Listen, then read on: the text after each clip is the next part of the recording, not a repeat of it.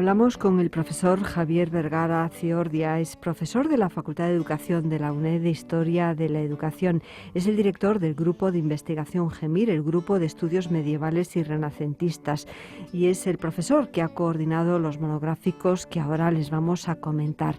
Y me van a permitir hacer un inciso, porque en uno de estos monográficos, precisamente, el tema central es el humanismo y renovación educativa, una mayéutica para el hombre occidental. Y hace muy poquitos meses al profesor Javier Vergara pues le ha nombrado doctor honoris causa de la Universidad Católica de El Salvador, precisamente por sus investigaciones en torno al humanismo. Muy buenos días, profesor. Buenos días. Bueno, en estos minutos vamos a hacer un apunte de dos monográficos de dos revistas científicas vinculadas a universidades. Una de ellas es conocida por todos nuestros oyentes porque es la revista de la Facultad de Educación, Educación 21, y la otra es la revista de Historia de la Educación, una revista interuniversitaria que se edita desde la Universidad de Salamanca.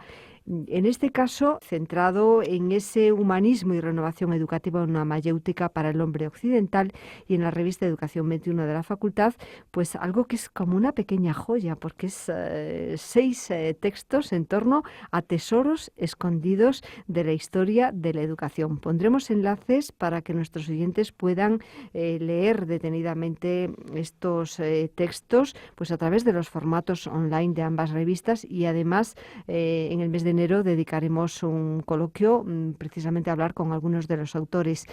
Pero en este momento, profesor Vergara Ciordia, le pido un comentario de cada uno de esos monográficos, empezando por el de la revista Historia de la Educación. Sí, con mucho gusto. La verdad es que el tema del humanismo está muy de moda en los últimos tiempos. Quizás sea un tema perenne, un tema siempre ahí vivo. Y desde la Sociedad de Historia de la Educación, a través de la revista de Salamanca, se nos pidió a un grupo de investigadores que pergeñáramos, hiciéramos un monográfico sobre este tema.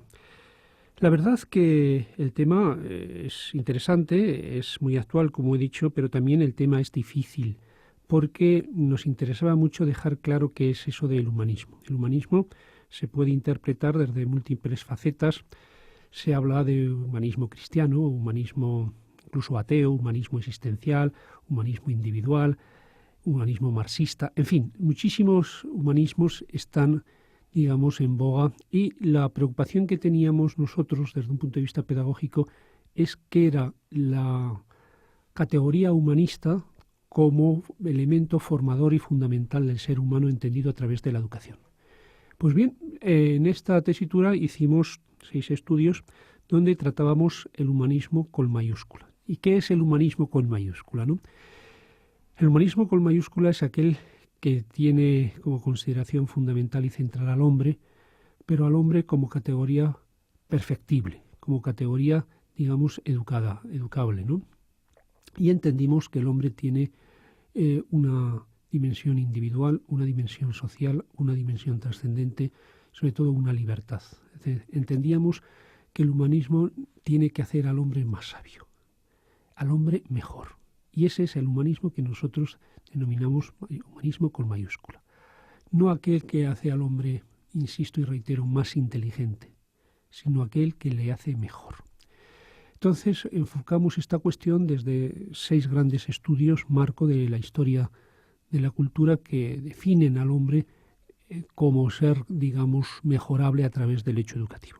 6 estudios que conforman el número 31 de la revista de Historia de la Educación, que por supuesto, como usted ha anunciado, veremos más detenidamente más adelante. Efectivamente, este monográfico pues abarca 6 textos sobre el humanismo renacentista y su influencia en la llamada modernidad. Algo interesante para leer y profundizar en esta época en que estamos viviendo una profunda crisis de valores. Profesor Vergara Ciordia, un comentario también sobre esos tesoros escondidos de la historia de la educación que nos muestra la revista Educación 21 en su segundo volumen de este año 2013. Pues mire, está muy relacionado con el anterior. Es decir, nosotros, como usted muy bien acaba de apostillar ahora, quizá la cultura moderna, la cultura actual, se desvive por el tema de los valores, se describe por humanizar la educación. Y muchas veces creemos que ese deseo actual tiene la dificultad de no saber qué realmente humanismo, que es realmente dónde están las fuentes y los referentes que nos ayuden a entender la fundamentación de los valores, la fundamentación de las ideas y de los grandes, digamos, sistemas de vida que dignifican al hombre y a la persona humana, ¿no?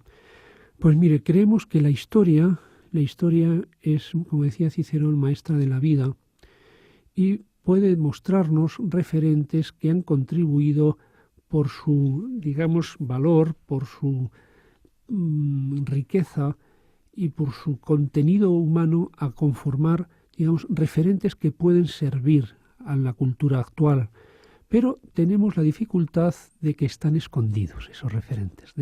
¿Por qué? Pues porque no sabemos que existen, o porque están en lenguas antiguas, o porque apenas han sido conocidos y hay que redescubrirlos. Esta preocupación inicial nos llevó a otro grupo también de investigadores a replantearnos los grandes tesoros escondidos de la historia de la educación que dan respuesta a muchas de las inquietudes del hombre moderno, ¿no? Entonces, hay 6 estudios también.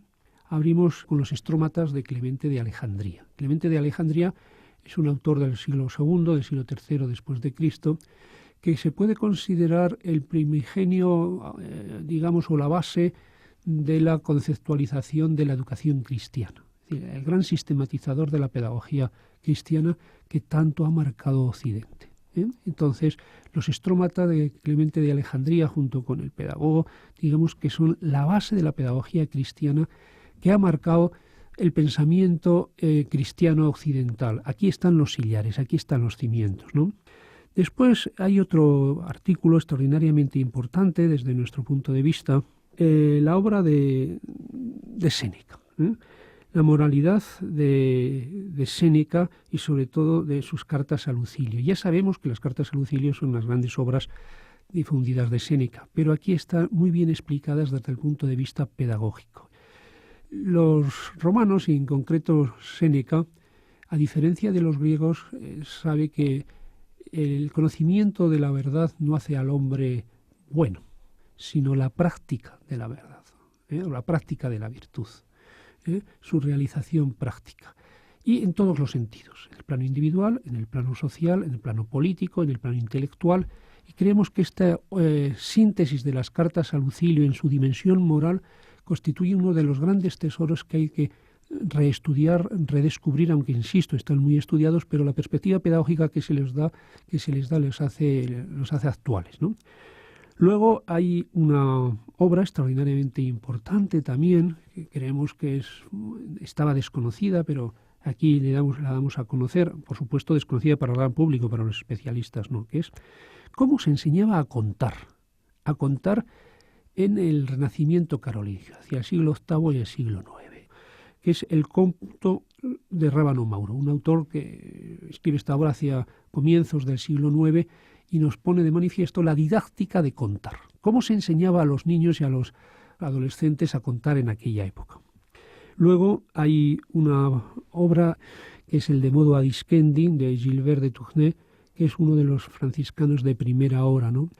La verdad es cómo aprender, cómo enseñar. Esta es una obra inédita que yo he traducido, es decir, que forma parte de una macroenciclopedia de la pedagogía del siglo XIII, el Rudimentum Doctrinae, y aquí nos dice cómo son las relaciones maestro-discípulo para aprender a vivir, ¿no? Insisto que son obras, sobre todo esta última, como el cómputo de Rábano Mauro, inéditas. Luego también hay otra obra extraordinariamente importante, que es la Doctrina Pueril de Lulio, que es una enciclopedia escolar del siglo XIII y que nos dice también cómo enseñar a tratar a los adolescentes, cómo enseñar la didáctica, cómo enseñar ciencia en esta época, ¿no? Cierra el estudio la moralidad del vínculo social y educación moral de Durkheim. Durkheim es uno de los, digamos, sociólogos más importantes del mundo contemporáneo, Su obra sobre la moralidad ha marcado muchas de las grandes cosmovisiones teóricas sobre la moralidad social. La sociedad no es solo una ley natural, sino es una ley ética, y obedecemos a dimensiones éticas que nos marcan nuestros comportamientos sociales, y por aquí deben de ir las grandes, digamos, o al menos lo que nos interesa a nosotros, mascar los referentes que luego han marcado el devenir de la cultura.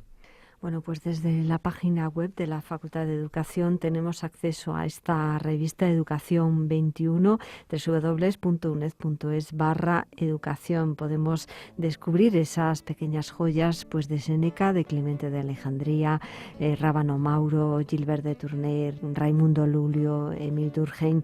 El resultado, un monográfico interdisciplinar y sistemático, porque como nos decía el profesor Vergara, pues van a descubrir no solamente esos tesoros, sino también algunas traducciones muy asequibles, no solamente para los investigadores, sino para los estudiantes de educación. Muchísimas gracias, profesor Javier Vergara Ciordia. Gracias y bueno, usted, dentro de poco pues tendremos un coloquio sobre estos temas precisamente en Sin Distancias, el programa de la UNED en Radio 3, seguramente el 19 de enero.